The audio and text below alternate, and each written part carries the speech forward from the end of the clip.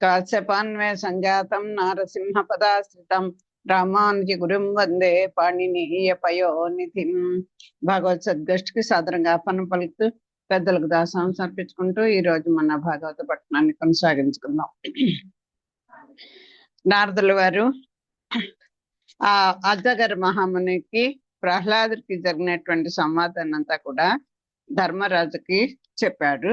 చెప్పిన తర్వాత అది విన్నటువంటి ఆ ధర్మరాజు నారద మహర్షితో ఇలా అంటున్నాడు: నన్ను బోటి జడ గృహస్థుండు ముని వల్లభ ఇట్టి పదవి మోదంబున ఏ అనువునన్ చెందును వేగమ వినిపింపు నేడు నాకు విజ్ఞాన నిధి. అదిగో ఇప్పుడు ఆ జగర మహామునిలా ఉండటం అందరికీ సాధ్యమవుతుందా?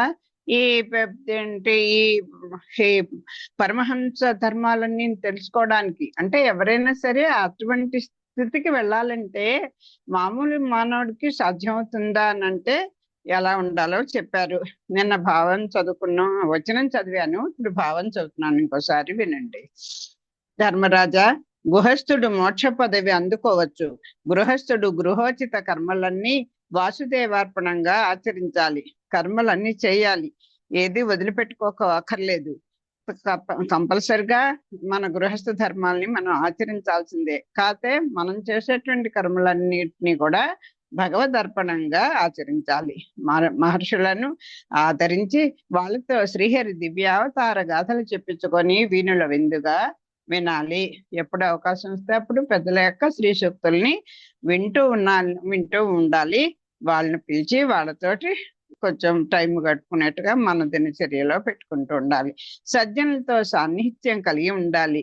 ఎప్పుడు సజ్జన సాంగత్యం వల్ల ఉపయోగాలు ఎన్నోసార్లు చెప్పాను. పుత్ర మిత్ర కళత్రాదుల కలయికలు కలల వంటివని తెలిసి మెలగాలి. కేవలం ఈ పుత్రులు మిత్రులు భార్య బిడ్డలు అలాగా వీటితోటి ఇవన్నీ కూడా రాత్రి కళల్లో అనుభవించినటువంటి ఒక భోగాలు లాంటివి తెల్లవారుసరికి ఏమీ లేవని తెలుసుకుంటాం కదా. అంటే ఇవేమీ స్థిరంగా నిలిచేవి కావు, తాత్కాలికమైనటువంటి అనుభవాన్ని ఇస్తాయి, అంత మాత్రమే. మానసికంగా ఆసక్తి పెంచుకోకుండా ఆ ఆసక్తిని వలె పురుష ప్రయత్నాలు నెరవేర్చాలి. అంటే ఇక్కడ అన్నిటి యందు కూడా ఆసక్తి కలిగినట్టుగా ఉంటుండాలి, కానీ మనసు దాని మీద అదే ఇదని మానసికంగా మాత్రం ఆసక్తి పెంచుకోకూడదు. అంటే నీ డ్యూటీ నువ్వు చేయవయ్యా, కర్మల్ని ఆచరించయ్యా, భగవదర్పణంగా చేయయ్యా, దాని యొక్క కర్మ ఫలాల్ని ఆశించద్దు, దేని మీద కూడా అంత సంఘం ఏర్పరచుకోవద్దు అని చెప్పడం. ఇది మమకారాలు బంధాలు పెంచుకోకుండా, అలాగని తెంచుకోకుండా నిర్లిప్తుడుగా ఉంటూ తండ్రికి, పిల్లలకు, సోదరులకు, స్నేహితులకు, జ్ఞాతులకు ధనములనిచ్చి వారికి ఆనందం కలిగించాలి. ఇదిగో ఎవరితో అయినా సరే, బంధుత్వమైనా, అలాగే భార్య భర్తల సంబంధం, తల్లి బిడ్డల సంబంధం, అలాగే బంధువులతో సంబంధం, అత్తమామల యొక్క సంబంధం, అత్త కోడళ్ళ సంబంధం, అలా చూసుకోండి. ఎన్నో పాత్రలు మనం పోషించాలి కదా. మగవాడైనా స్త్రీ అయినా వాళ్ళు ఎలా ఉండాలి? వాళ్ళతో పూర్తిగా అదే లోకం అన్నట్టు ఉండద్దు.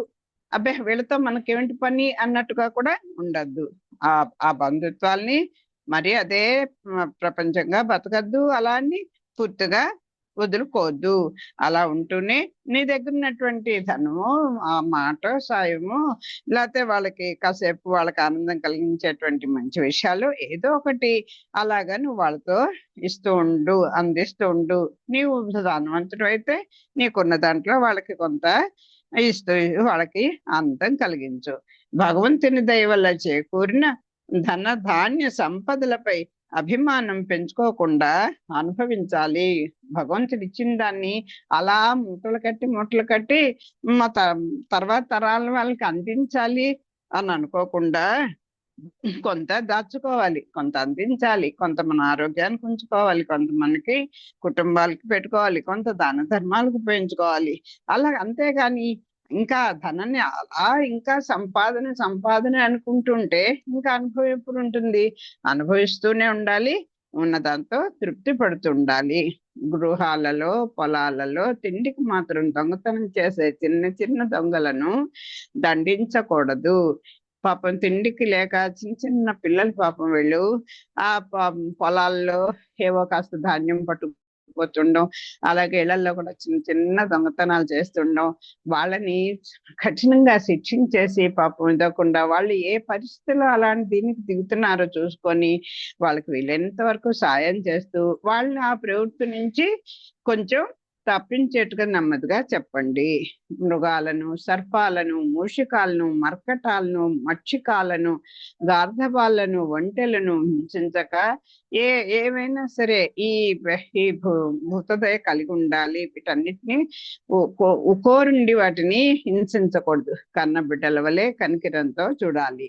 దేశకాల దైవాలకు అనుగుణంగా ధర్మార్థ కామ పురుషార్థాలతో ప్రవర్తిస్తూ ఉండాలి.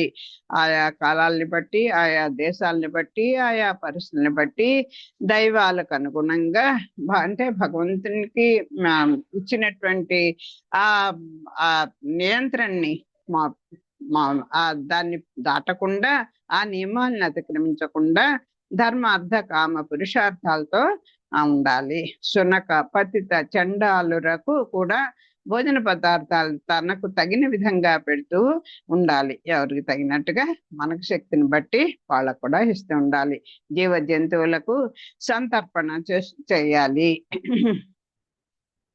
జీవులకి, జనాలకి కూడా నీకున్నంతలో సంతర్పణ చేస్తూ ఉండాలి. ఈ 5 సంతర్పణలకే పంచమహాయజ్ఞాలని పేరు. ఈ యజ్ఞాలు జరిపిన అనంతరం పరమాత్మని అర్చించాలి. ఏదైనా ఒక యజ్ఞం చేసామంటే దాని తర్వాత ఒక అవభృత స్నానం అని ఉంటుంది.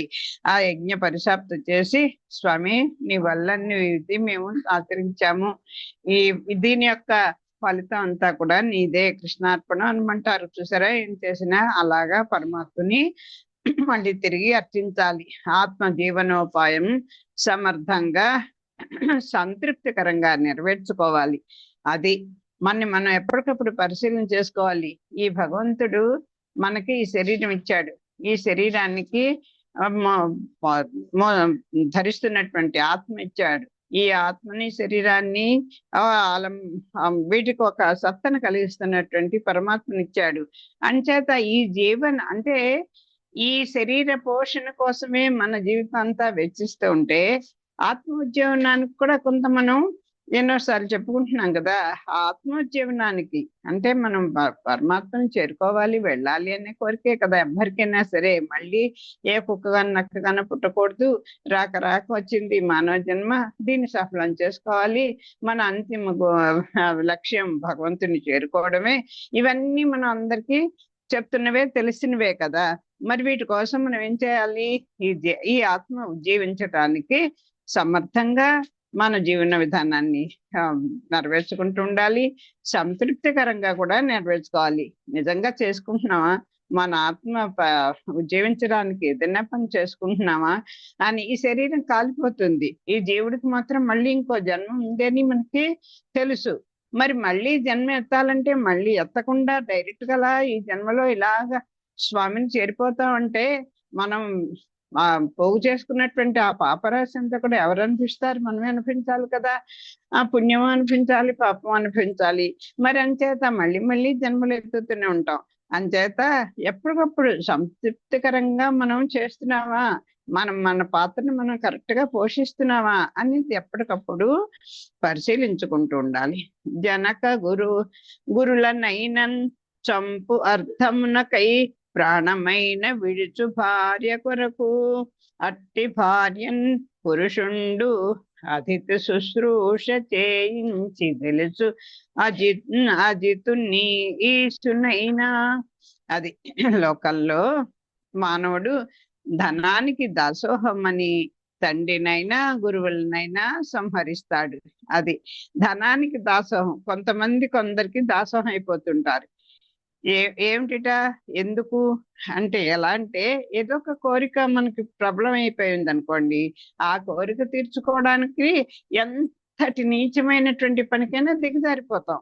అది రావణాసుడు లాంటి వాడు సాక్షాత్ అమ్మని కామించాడు అంటే ఏమిటి? ఆ కోరిక అంత బలీయమైనది అయిపోయింది కనుక వావి వరుసలు కూడా తెలియనట్టు అయిపోతారు కదా. ఇప్పుడు ఈ కలకాలంలో మనం అసలు చెప్పక్కర్లేదు. లోకంలో మానవుడు ధనానికి దాసోహం అని, ఆ ధనం దొరికితే చాలు. డబ్బు కోసాన్ని తల్లిని చంపేసిన వాడు, తండ్రిని చంపేసిన వాడు, ఆస్తిపాస్తుల కోసం అక్క చెల్లెల్ని అన్నదమ్ముల్ని వధించిన వాళ్ళు, అలాగే ఆడవాళ్ళు కూడా ఉన్నారు. ఎవరికైనా సరే ఈ ఒక కోరిక అనేది దాటిపోతే, హద్దు దాటిపోతే అది ఎంతటి పాపానికైనా వడిగట్టేస్తాం. అది ఏంటంటున్నారు, లోకంలో మానవుడు ధనానికి దాసోహమని తండ్రినైనా గురువులనైనా సంహరించేస్తాడు.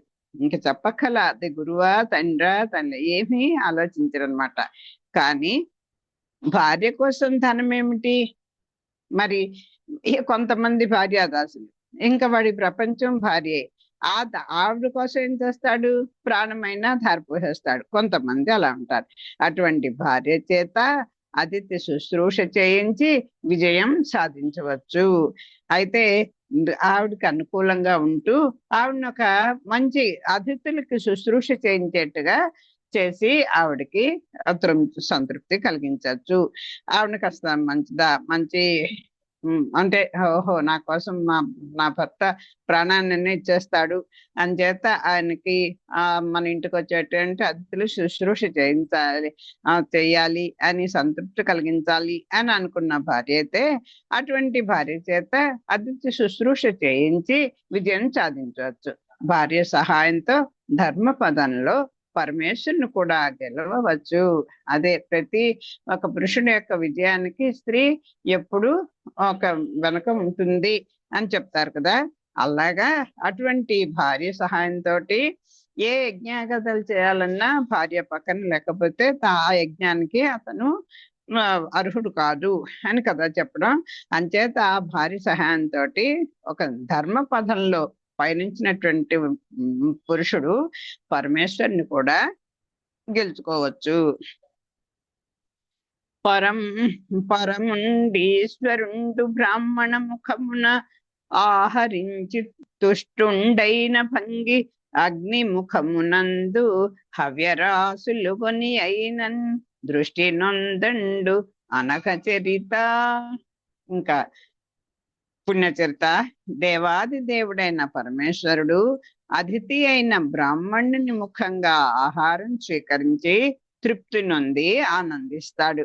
ఇలా కనుక మనస్ఫూర్తిగా కనుక మనం ఆ భార్యాభర్తలు ఇద్దరు కూడా స్వామిని కనుక ఆరాధిస్తే, యజ్ఞం చేస్తే, ఆ దేవాదేవుడైనటువంటి ఆ పరమేశ్వరుడు అంటే నారాయణుడు అతిథైన బ్రాహ్మణుని ముఖంగా ఆహారం స్వీకరించి తృప్తి పొంది ఆనందిస్తాడు. ఇంత ఆనందము తృప్తి ఈశ్వరుడు అగ్నిముఖంగా విసులు గైకొని కూడా పొందడు. ఆయన అదే చూడండి ఎలా చెప్తున్నారు. ఆ స్వామికిట అగ్నిముఖంగా ఇప్పుడు ఒక యజ్ఞాలు చేస్తే ఆ ఆవిర్భాగాన్ని దేవతలతో పాటు భగవంతుడికి కూడా చేరుతుంది కదా. ఆ దాని నుంచి వచ్చేటువంటి అవిషం స్వీకరించినటువంటి ఆనందం కంటే ఈ ఒక బ్రాహ్మణ దంపతులు మనసావాచ కర్మను సమర్పించేటువంటి ఆతిథ్యమే స్వామి చాలా ఇష్టంగా స్వీకరిస్తాట. కావున గృహస్థుండు బ్రాహ్మణులందును దేవతలందును మత్స్య పశు ప్రముఖ జాతులందును అంతర్యామియు బ్రాహ్మణానందును అయిన క్షేత్రజ్ఞునందు అయ్యయి కోరికలు సమర్పించి సంతర్పణంబులు చేయవలయు. భాద్రపదంబునన్ కృష్ణ పక్షంబునందును దక్షిణ ఉత్తరాయణములందును రేయింపగలు సమమైన కాలంబులందును వ్యతిపాతంబులందును దినక్షయంబులందును సూర్య చంద్ర గ్రహణములందును శ్రవణ ద్వాదశి ఎందును వైశాఖ శుక్ల తృతీయంబునందును కార్తీక శుక్ల నవమి ఎందును హేమంత శిశిరంబులలోన 4 అష్టలందును మాఘ శుక్ల సప్తమి ఎందును జన్మ నక్షత్రముల తోడన్ కూడిన పున్నములందును ద్వాదశి తోడన్ కూడిన ఉత్తరాత్రయ శ్రవణ అనురాధలందును ఉత్తరాత్రయ సహితంబులైన ఏకాదశి తిథులందును జన్మ నక్షత్రయుక్త దివసంబులందును మరియు ప్రశస్త కాలంబులందును జనని జనక బంధు జనులకు సార్థంబులను జప హోమ స్నాన వ్రతంబులను దేవ బ్రాహ్మణ సమారాధనంబులను ఆచరింపవలయు. భార్యకున్ పుంసవనాధికంబును అపత్యంబునకు జాత కర్మాధికంబును తనకు యజ్ఞ దీక్షాధికంబును ప్రేత జనులకు దహనాధికంబును మృత దివసంబున సాంవత్సరికంబును జరపవలయును. ఇప్పుడు ఈ తద్దినాలేంటి, ఈ పుస్తకాలేంటి, ఇదిగో ఈ ఉపవాసాలు ఏమిటి, ఏకాసులన్నీ, ఏదో ద్వాదశ పాలనని, అలాగే ఏంటి అమావాస్యకి తర్పణాలు చేసుకోవడం ఏంటి, ఇలాంటివన్నీ ఎన్నో ప్రక్రియలు మనకి కనపడుతూ ఉంటాయి. ఇవన్నీ ఏమిటి, వీళ్ళు మనం పెడితే ఇవన్నీ వాళ్ళు ఏమైనా చనిపోయిన వాళ్ళు స్వీకరిస్తారా? ఈ ఉపవాసాల వల్ల ఏమన్నా ఇదైపోతుందా? మనసులో భక్తి ఉండాలి అని మనసులో, ఇప్పుడు మనసులో ఎంతో ప్రేమ ఉందండి. నిజంగా నీ బిడ్డల మీద బోళ్ళు ప్రేమ ఉంది, నాకు చాలా ప్రేమ ఉంది అనుకుంటే సరిపోదు కదా. ఆ ప్రేమను వ్యక్తం చేయడము, దానికి తగినటువంటి అవతల వాళ్ళ మనసుకు అందగలిగించేటువంటి ఒక మాట చేతో, పని చేతో, తలంపు చేతో, కనీసం నీ ముఖ కవళికల చేతను అది వ్యక్తం చేయిందే, దానికి ఉపయోగం ఏముంటుంది? అది కదా. అలాగా పెద్దలు కొన్ని ఇదిగో ఈ కాలాల్లో ఎప్పుడు పడితే ఉపవాసాలు చేసేయడం, ఏదో రకంగా చేసేయడం, ప్రతి దానికి ఒక ఉపవాసానికి, ఒక తర్పణానికి, ఒక తద్దినాలు పెట్టడానికి, అలాగే ఈ ఎప్పుడప్పుడు ఈ గ్రహణాలు వస్తుంటాయి, అలాంటప్పుడు ఎలా ఉండాలి, ఇవన్నీ కూడా ఒక శాస్త్రంలో రాసి పెట్టి ఉన్నాయి. అది ఇప్పుడు చెప్తున్నారు ఈ నారద మహర్షి ఈ ధర్మరాజుకి. కాబట్టి గృహస్థుడు బ్రాహ్మణ సమారాధనం చేస్తూ ఉండాలి, బ్రాహ్మణులకి సంతర్పణం చేస్తూ ఉండాలి, దేవతలకు మానవులకు దాన ధర్మాలు చేయాలి, కాస్త ఉన్న దాంట్లో దానం ధర్మం చేయాలి. అంటే ధర్మంతో కూడినటువంటి దానం చేయాలి, అపాత్ర దానం చేయకూడదు. ఎవరికి ఏది అవసరమో చూసుకొని దానికి అర్హులైన వాళ్ళకి ఇవ్వాలి.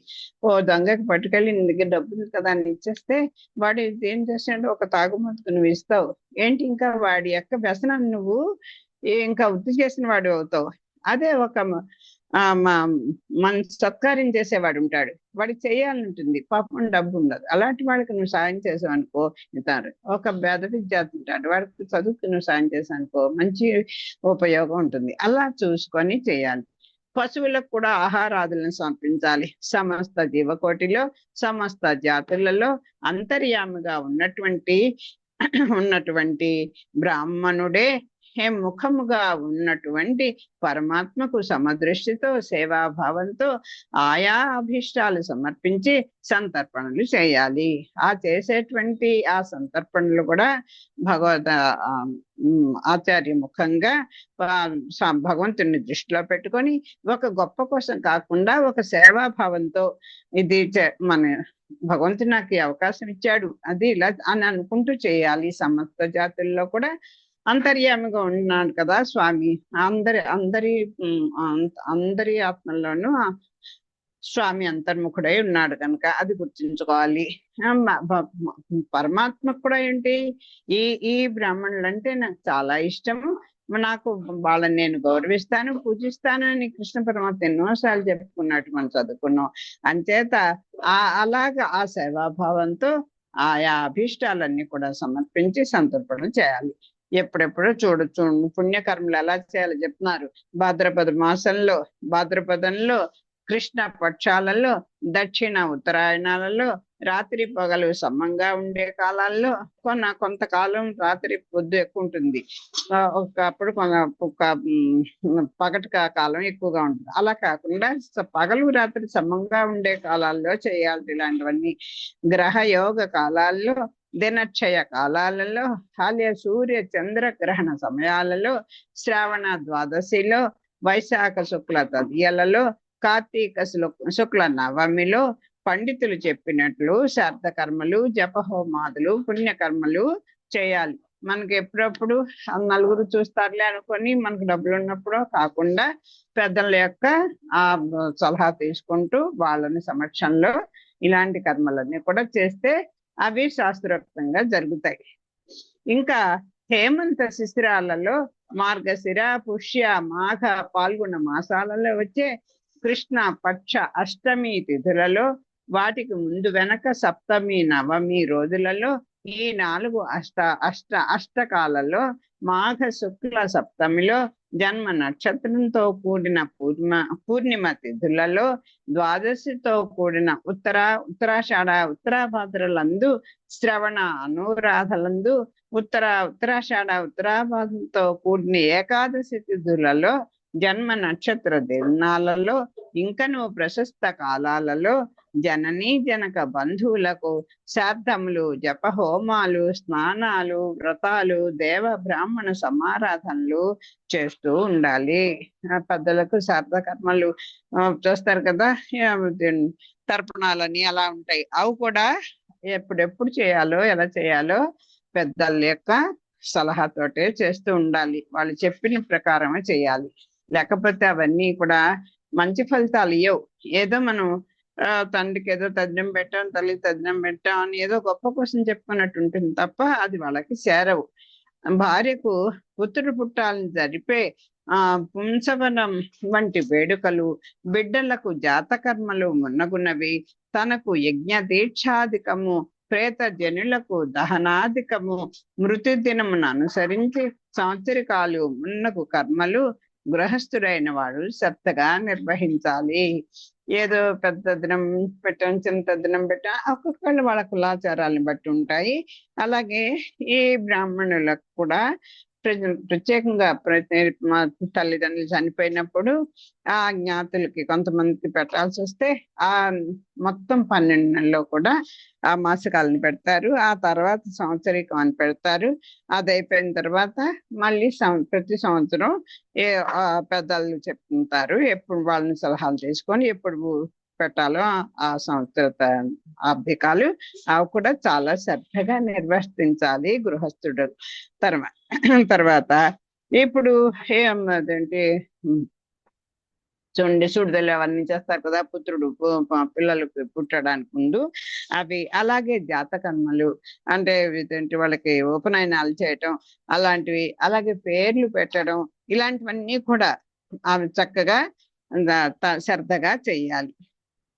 విను ఏ దేశములందయాగుణ తపో విద్యాన్వితంబైన విప్ర నికాయంబు వసించు ఏ స్థలంబులన్ భాగీరథి ముఖ్య వాహినులుండున్ హరి పూజలెయ్యడలన్ భూయిష్ట ప్రకారంబులన్ తనరున్ భూవర అట్టి చోటులన్ తగున్ ధర్మంబులన్ చేయంగన్. విను ధర్మరాజా, ఏ దేశంలో దయా గుణ శీల తపో విద్యానిధులైన విప్రవర్యులు సుఖజీవనం చేస్తూ ఉంటారో, ఏ ప్రదేశంలో భాగీరథి మొదలైన నదులు ప్రవహిస్తూ ఉంటాయో, ఎక్కడ హరి సంకీర్తనము పూజలు పుష్కలంగా జరుగుతూ ఉంటాయో ఆ ప్రదేశాలలో ధర్మ కార్యాలు నిర్వర్తించాలి. ఈ ధర్మ కార్యాలు కూడా అందుకే చూడండి, నదుల ఒడ్డులను కానీ, ఇప్పుడు కృష్ణా నది ఒడ్డున, అలాగే ఇళ్లలో కుదరకపోతే అలాంటి ప్రదేశాలు ఎంచుకోవాలి.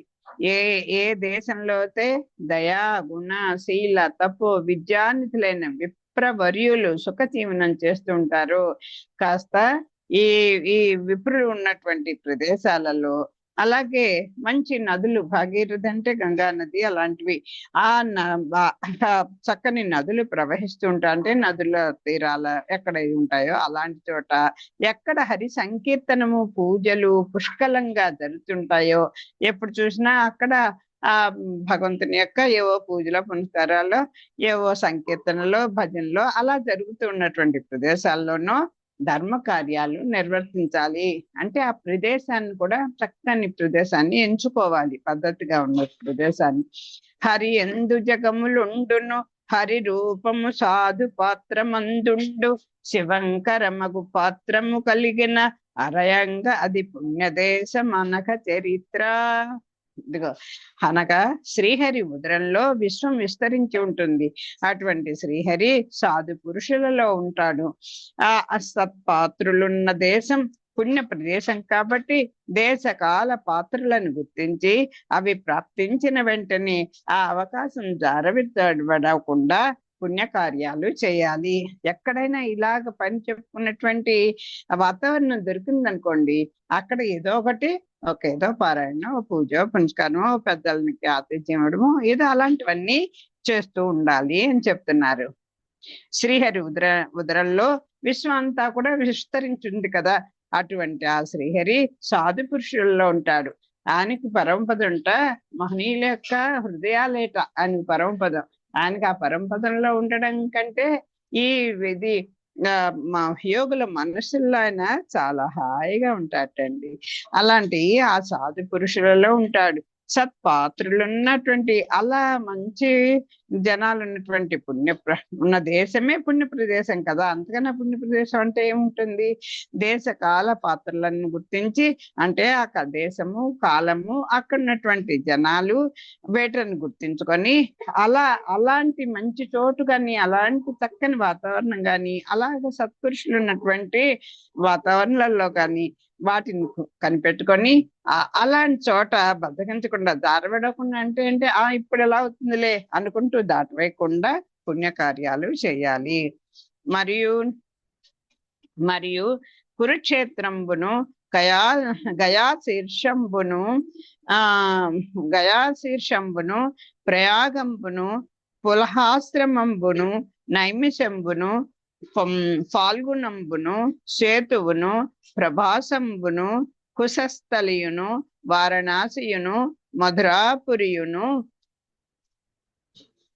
పంపా బిందు సరోవరంబులను నారాయణాశ్రమంబును సీతారామాశ్రమంబును మహేంద్ర మలయాదులైన కులాచలంబులను హరి ప్రతిమార్చన ప్రదేశంబులను హరి సేవాపరులైన పరమ భాగవతులు వసించడు పుణ్యక్షేత్రములందును శుభకాముండైన వాడు సేవింపవలయు. అది ఇంకా మనం కొన్ని ప్రదేశాలు కూడా చెప్తున్నారు. ఇవన్నీ వెతుక్కోవడం మన కష్టమేమో చూడండి. పోనీ ఇలాంటి పుణ్య ప్రదేశాలు కొన్ని చెప్తాం, వాటిని వెళ్ళి సేవించొచ్చినా పర్వాలేదు, పుణ్యక్షేత్రాలని సేవించినా పర్వాలేదు, తీర్థాలు ఇప్పుడు ఈ పుష్కరాలు వస్తే కూడా ఎంతెంతో దూరాలు వెళ్ళి స్నానాలు చేస్తుంటున్నారంటే ఏంటి? అలాంటి పుణ్య తీర్థాల స్నానం చేసినా మన యొక్క పాపాలు పోతాయి అని కదా. అలాంటివన్నీ కూడా వేటిని మానవులు తప్పక సేవించాలో చెప్తున్నారు.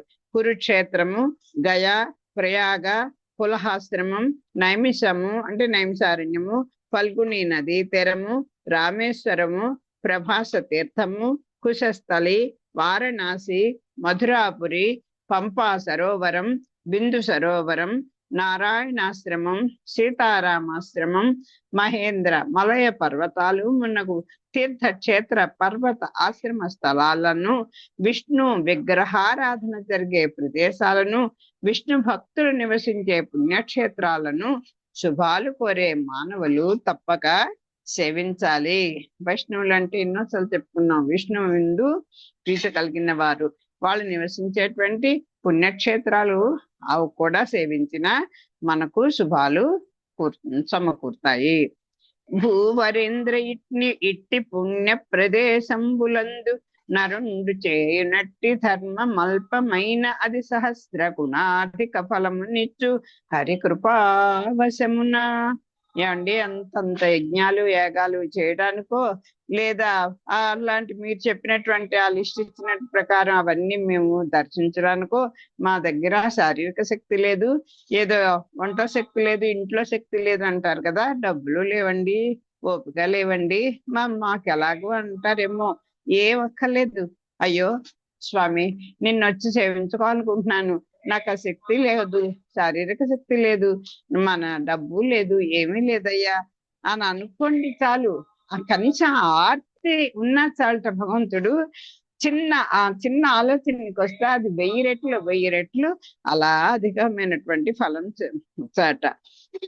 రాజేంద్ర, ఇటువంటి పుణ్యస్థలాలలో మానవుడు ఏ కొంచెం ధర్మకార్యం చేసినా, నీకు అనువైనటువంటి ఒక పుణ్యక్షేత్రంలో నీకు శక్తున్నంత వాళ్ళలో ఏదో ఒక చిన్న ధర్మకార్యం చెయ్యి చాలు. అది చేసినా చాలండి. ఆ శ్రీహరి దయా విశేషం వల్ల అది 1000 రెట్లు అధికమైన ఫలమును ప్రసాదిస్తుంది. మరి దానికే కదా పెద్దలు చెప్తుంటారు, వర్మ నాస్తికుడు ఎప్పుడు అసలు దేవుని ఊసెత్తితే ఇంట్లో కూడా వాడికి పరమ చిరాకు. నాకు నాకు చెప్పకు, నాకు ఎప్పుడప్పుడు నాకు వస్తుంది, నాకు నాకు నాకు భగవంతుని భక్తి కుదిరినప్పుడు నేనే చేసుకుంటా, నాకు నా జోలికి రావద్దు అన్నట్టుగా ఉంటారు. అసలు ఆ ఊసి ఉండదు, అలా బతికేస్తుంటారు. కానీ వాడు చెప్తారు, ఒక ఆవు దూడ ఎక్కడికో గుళ్ళోకి వెళ్ళిపోతే ఆ దూడని తెచ్చుకోవడం కోసం అని ఆ ఆ గుడి ప్రాంగణంలోకి లోపలికి అడుగు పెడతాడు. దేవుని చూడాలని లేదు, ఒకసారి ఫోన్లే గుళ్ళోకి వచ్చాను, దండం కూడా పెట్టుకోడు వాడు. కానీ ఆ దూడ కోసం పెడతాడు. ఫోన్లే అలవల్ల వచ్చాడు కదా నా గుమ్మంలోకి అనుకుంటాట స్వామి. దానికే 1000 పాయింట్లు వేసేసుకుంటాడు. అలాగా వీడిని ఎలాగ దానికి ఒక ఉదాహరణ కూడా చెప్తారు చక్కగా.